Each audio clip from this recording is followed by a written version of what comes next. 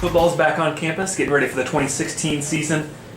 Give us some what your expectations are, I guess, for this year. Yeah, I'm really excited, Greg, and we've only lost 5 starters to graduation, 1 on defense, 4 on offense. I mean, so it's a wealth of experience. We haven't had a lot of experience the last couple of years, but these kids are growing up, and we got a big senior class, biggest senior class in the history of the program, which makes coaching a lot easier, having that kind of experience with it and with us. And so I'm really excited about the season. So we've got a lot of kids back that were dinged up last year with injuries, had a variety of strange injuries, and so it's fun to have those kids back as well.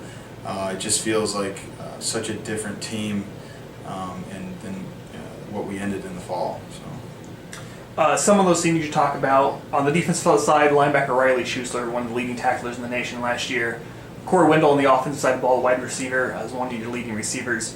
Talk about, I guess, those 2 guys in particular as far as what they bring to the team, their leadership style, that kind of thing, as well as a few other seniors that are coming back. Yeah, I mean, both those guys have started since, a ton of football. I mean, Corey has started since his freshman year. Riley started a little bit freshman year, and both have been so productive. I mean, they're both in a position to break a lot of records, but really that just tells a part of the story. So really what they bring off the field, I mean, they're men of integrity.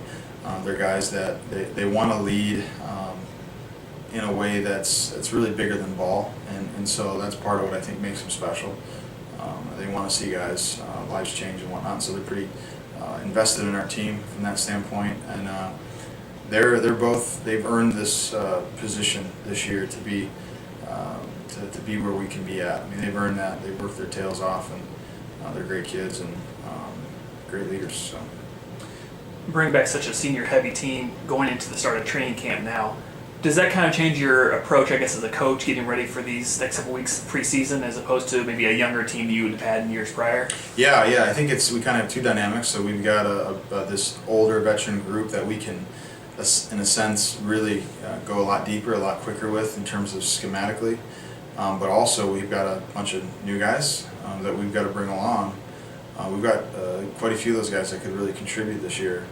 A very talented group of freshmen, and so we've got to be able to blend experience with inexperience and do a good job of that. And I think if we can do it right, we can have a team that a very, very deep team than what we've had, much deeper than what we've had. So it's a lot of fun. We've got a lot of on-field coaches with the senior class, and so that's new for us. So.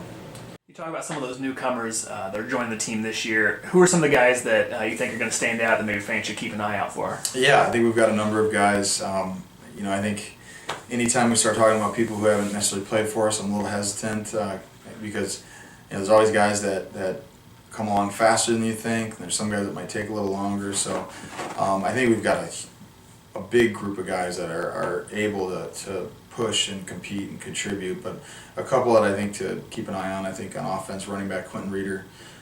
Quentin's a running back from Southside Christian in South Carolina, won a state championship. He had 31 touchdowns as a senior, over 2,000 yards. Just a really fast kid, home run hitter in the backfield. The kid we're excited about. Defensively, I think we've got a couple of D linemen. We've got a kid, Derek Fisher, transfer from Arkansas Tech that we're really excited about. Chanel McClain, a freshman D lineman from Redlands East Valley. He was a state champion. And we've got a number of players. I could go on and on and on about the kids we have coming in. So, it's exciting group. Trojans take the field Saturday, August 27th, home opener against St. Francis, Indiana. Coach, thanks for your time. Thanks, Greg.